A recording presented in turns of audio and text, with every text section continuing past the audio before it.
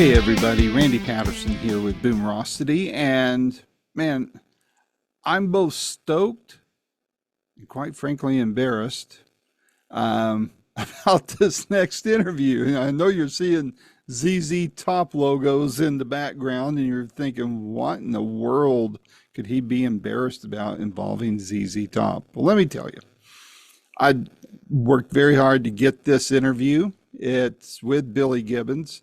I've been wanting to talk to him on Zoom for a very long time. I've interviewed him a couple times before, and quite frankly, those were done by email. So this was my first time to be able to talk virtually face-to-face with one of my all-time favorite rockers. And so I was very, very, very stoked. And so the time arrived, and he was early, and we started a little early, and we just immediately started having technical glitches. Now, in fast forward to when I was editing this interview, I was watching and listening closely. We couldn't really tell which end the problem was on. Sometimes it sounded like it might have been on his end. Other times it might have sounded like it was a Zoom problem because I conduct my interviews by Zoom.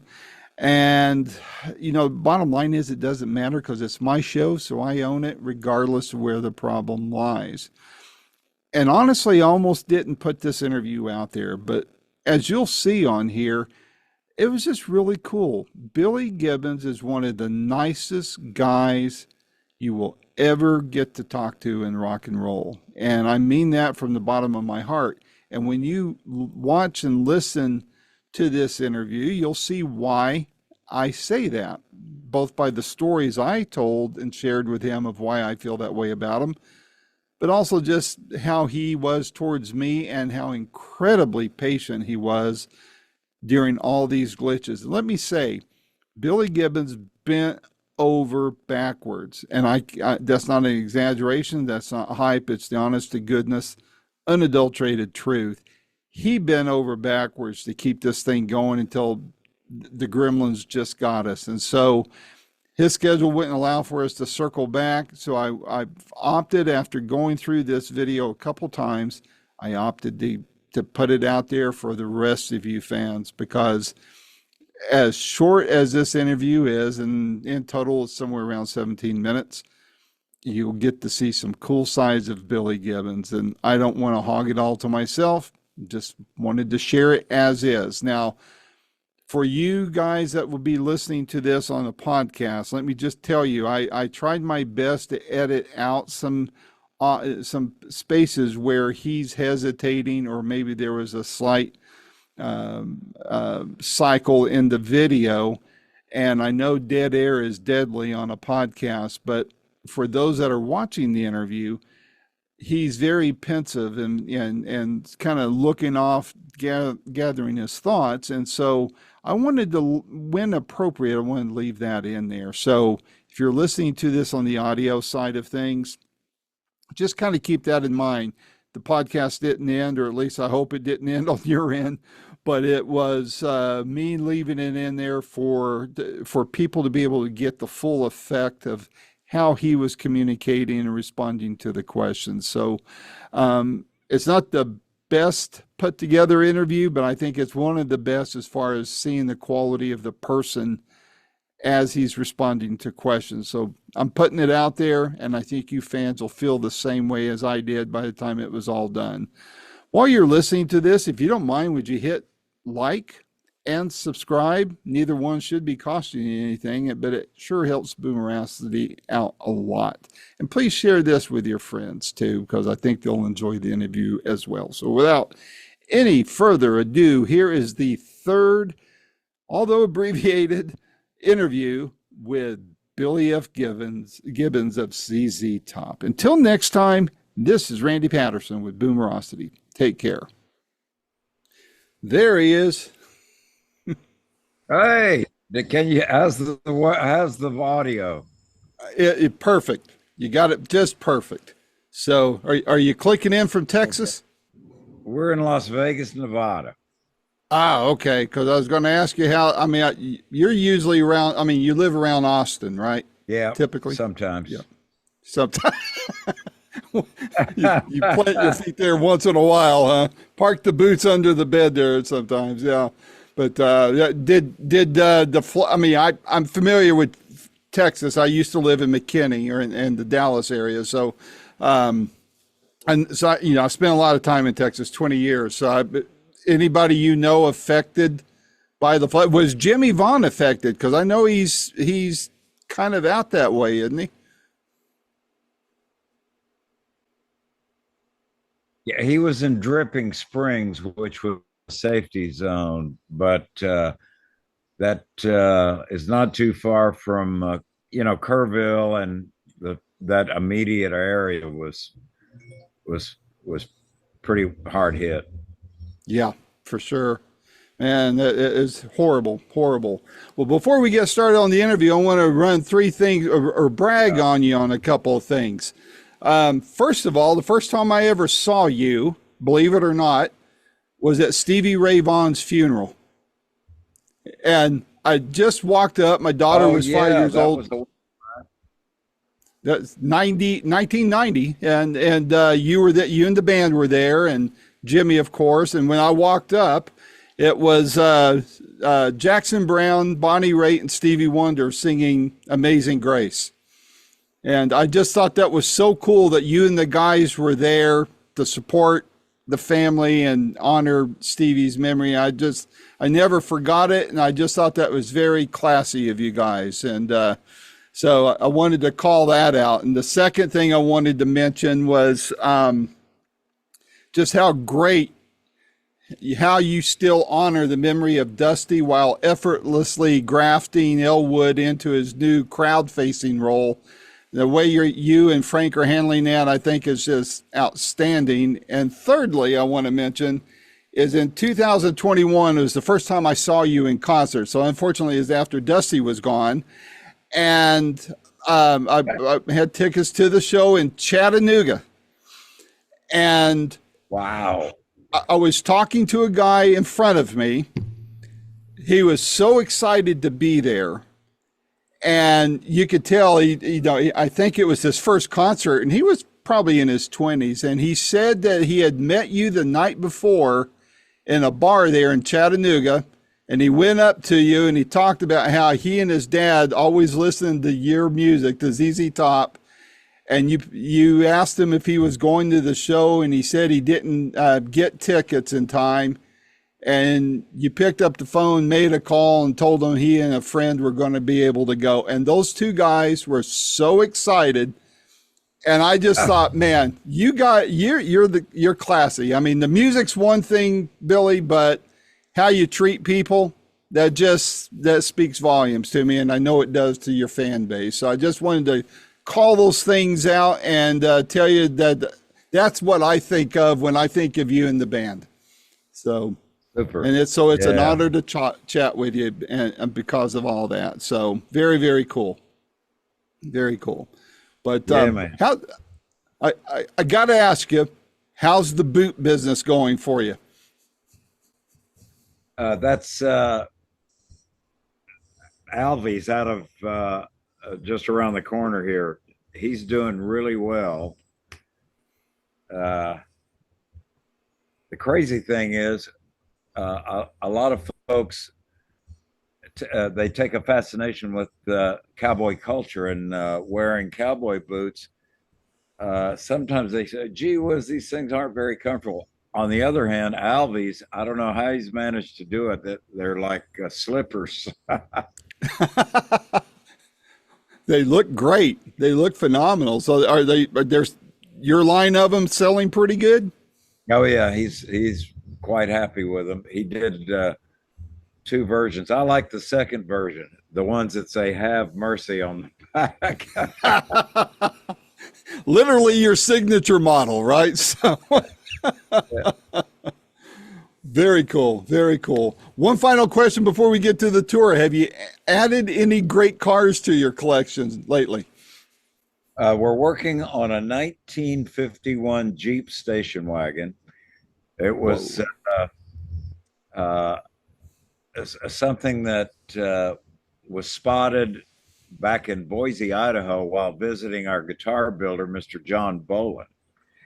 Hmm. and we were on a 2-lane road with a bar ditch on either side, and the Jeep was approaching us, and we saw it coming from a distance, and there was a girl bouncing along, and I said, "Gee whiz, there's no place to turn around and chase her down. I'd like to buy that thing." Well, about 6 months went by, and I got a phone call from Mr. Boland. He said, "Well, you're not going to believe it." He said, "I saw it in a parking lot. I've left my business card on her windscreen." She called him a couple of days later and said, "Well, I had a lot of fun with this thing, and time to move on. You want it?" Wow. So we got it, and we're just doing a little fix up. It's now with a gentleman that I've done work out of and transforming 70s pickup trucks, Ford and Chevrolet pickup trucks, into these crazy, just remarkable works of art, I should say. Very fun.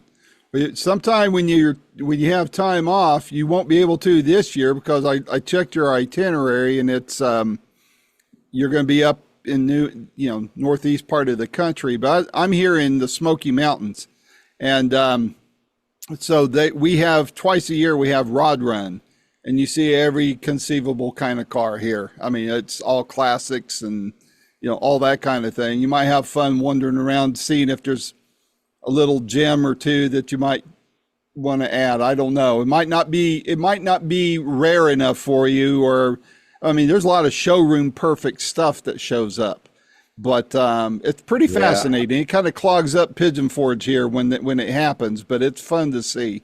But I take my dad to him to look at the 57 Chevys. That's what he loves.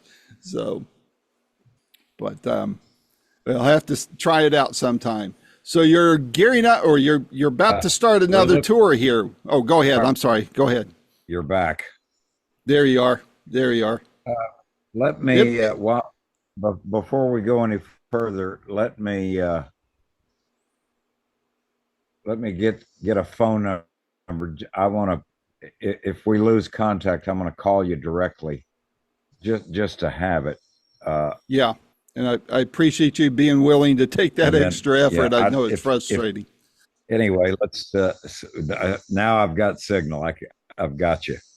Okay, good deal. Well, hopefully you heard all my other questions, and well, you'll see it when it posted, I guess, if you didn't. So,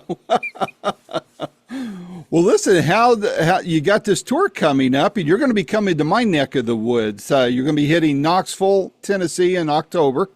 And I'm plan on trying to see you then. What can crowds expect from this tour? Well, more of the same loudness and raucous revelry, as you pointed out earlier. After Dusty passed away, his parting words were, "Give my guitar to Elwood." And Elwood has it was so funny during that couple of year lockdown. I got a phone call and said, "Looks like the curtain is rising."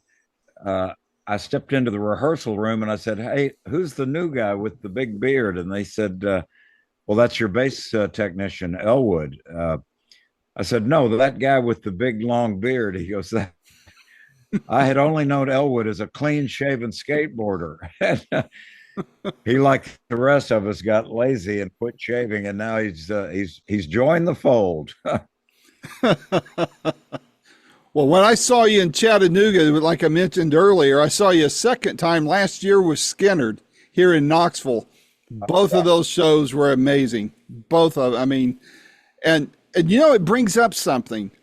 When I interview a lot of people from a lot of bands where the original members aren't still in there, and invariably when I put something out there on social media, I get a lot of people hit up and say, "Well, the band's not the band without, and they name their person. Heck, there's still people complaining about the Stones since Brian Jones died, right? So, but I don't hear that about you guys, and I don't hear that about Skinnerd, and I find that amazing. That for some reason, I mean, it may be being said out there, I'm not hearing it.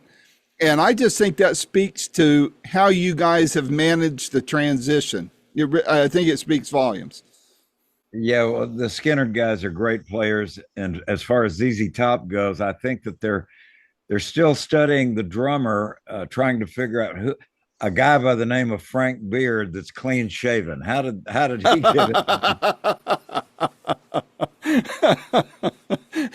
They wonder if that's what you guys look like without a beard, I would imagine, right? So We're not quite sure. I'm afraid to shave these days. I don't know what's under here. yeah, your wife might be a little concerned too, right? So how has touring changed for you over the years? I mean, has it changed much? I mean, I'm sure the buses are a little more comfortable, or I don't know if you do jets at all, but aside from that, has it improved any? Has it become better and easier for you? Well, we've managed to streamline the whole process. The affair is quite congenial. We're down to the last element that needs revision. And somebody said, well, what might that be? I said, how do you shorten a mile? Yeah. We've still got to go A to B. Yeah, yeah. And going metric doesn't help it any, So we just came from we did 6 weeks in Australia, and followed with New Zealand, and then straight up to Canada. And of course, they go by kilometers, and it seems a little shorter. I don't know why. Yeah, but the clock still works the same. But oh yeah. So being a little lighthearted here, I mean, do you guys have to give Frank a hard time? Because I'm sure his luggage with the drums and everything else takes up a heck of a lot more space than, your guitar and amp and Elwood's guitar and amp. I mean, he gets all the good space on the bus, I would imagine, huh? Well, the funny thing is his drum set has grown to a size where I can't even see the guy. I can't get close enough to ask him how it is. I can't even see him. Well, does he even hit all the drums on there? I mean, there's like a gazillion. I'm just wondering if he ever uses all of them in one show. Oh yeah, yeah. They all get a fair pounding.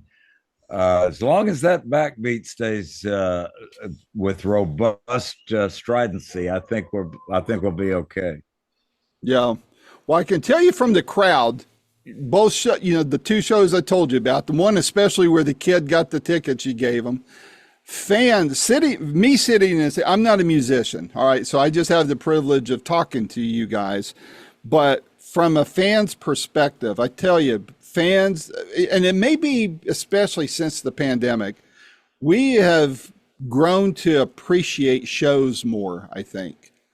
And there's a lot less criticism and a lot more appreciation. And hey, let's just savor this. Let's enjoy. We don't know if we're gonna get shut down again or something. Are you sensing that from where you're at?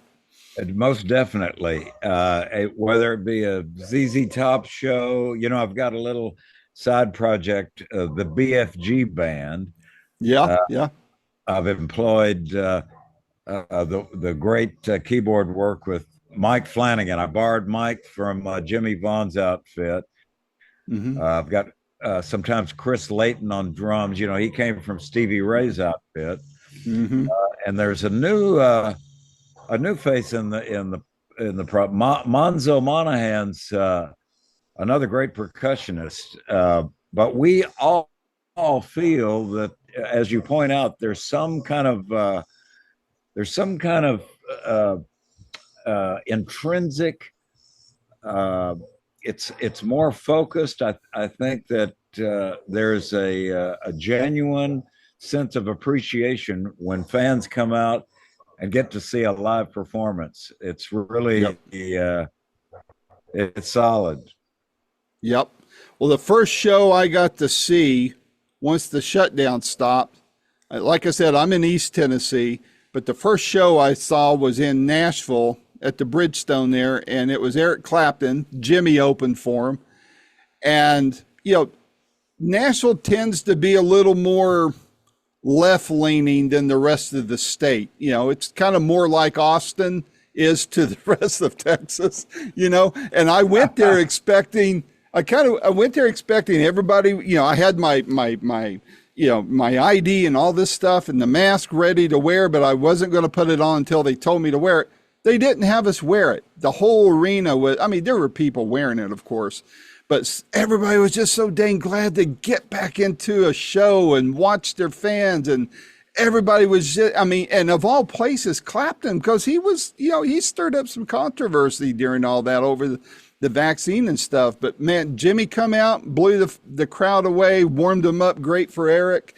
And everybody was just so appreciative to be back into the swing of things. We didn't know how long it was going to last, but so it, you know, I imagine you guys saw the same thing and hearing it more, and it just is a different vibe now, more appreciative vibe. Oh yeah, yeah.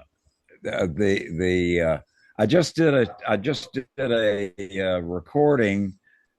Believe it or not, Keith Urban and I joined forces to do a new single called Cool. Brown Paper Bag.